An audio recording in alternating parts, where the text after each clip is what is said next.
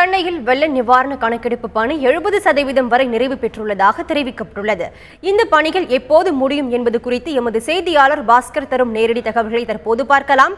பாஸ்கர், தற்போது எந்தெந்த பகுதிகளில் பணிகள் நிறைவு பெற்றுள்ளது என்பது குறித்து சொல்லுங்க. வெள்ளத்தால் பாதிக்கப்பட்ட மக்கள் அவர்களின் வீடுகள் பற்றிய தகவல்கள் கணக்கெடுக்கும் பணி கடந்த 8ஆம் தேதி தொடங்கியது. சென்னையில் பல்வேறு பகுதிகளில் இந்த பணிகள் தொடர்ந்து நடைபெற்று வந்தது.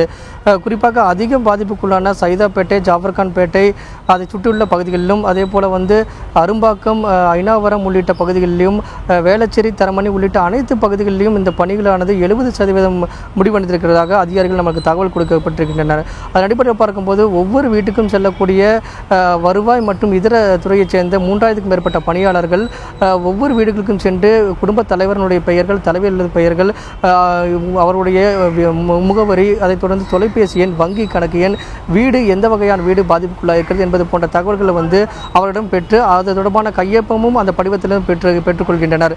அது மட்டும் இல்லாமல் வீடு பூட்டியிருந்தால் அவருடைய அருகில் இருக்கக்கூடிய வீடுகளிலிருந்து தொலைபேசி எண்ணை வாங்கி கொண்டு, முகவரியை வாங்கி கொண்டு பின்பு மீண்டும் சென்று அந்த வீடுகளுக்கு சென்று கணக்கெடுப்பு நடத்தி முழுமையாக கணக்கெடுக்கும் பணி 100% முடிவடையும் என்று ஏற்கனவே அறிவிக்கப்பட்டிருக்கக்கூடிய நிலையில் சென்னையில் தற்போது 70% பணிகள், கணக்கெடுப்பு பணிகள் முடிவெற்றிருக்கிறதாக அதிகாரிகள் நமக்கு தகவல் கொடுத்துள்ளனர். இந்த கணக்கெடுப்பு பணிகள் எப்போது முடிவடையும், பாதிக்கப்பட்டவர்களுக்கு எப்போது நிவாரணம் வழங்கப்பட இருக்கு, அது பற்றி தகவல் இருக்கா?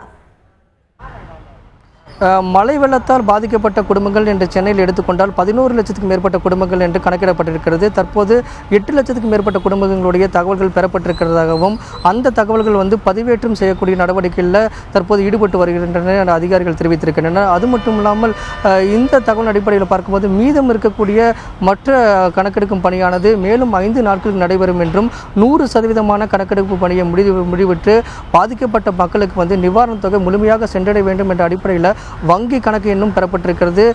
அது மட்டும் இல்லாமல் அவர்களுடைய ஏதாவது பாதிப்புக்குள்ளான சான்றுகள் உள்ளிட்ட வீடுகள் உள்ளிட்ட பல்வேறு தகவல்களும் முழுமையாக பெறப்பட்டு பதிவேற்றம் செய்யப்பட்டு அதன் அடிப்படையில் தமிழக அரசின் சார்பாக நிவாரணத் தொகையானது அனைத்து மக்களையும் சென்றடைய வேண்டும் என்ற நேரத்தில் கணக்கெடுப்பு பணியானது தொடர்ந்து நடைபெற்று வருகிறது. 70% பணிகள் முடிவெற்றிருக்கக்கூடிய நிலையில் மீதம் இருக்க நாட்களில் 30% பணிகள் முடிவெற்று 100% கணக்கெடுப்பு பணிகள் நடைபெற்று அதன் தொடர்பான அறிக்கைகள் தமிழக அரசிடம் சமர்ப்பிக்கப்பட்டு நிவாரணத் தொகையானது பாதிக்கப்பட்ட மக்களுக்கு சென்றடையும் வண்ணம் தொடர்ந்து பணிகள் நடைபெற்று வருவதாக அதிகாரிகள் நமக்கு தகவல் கொடுத்துள்ளனர்.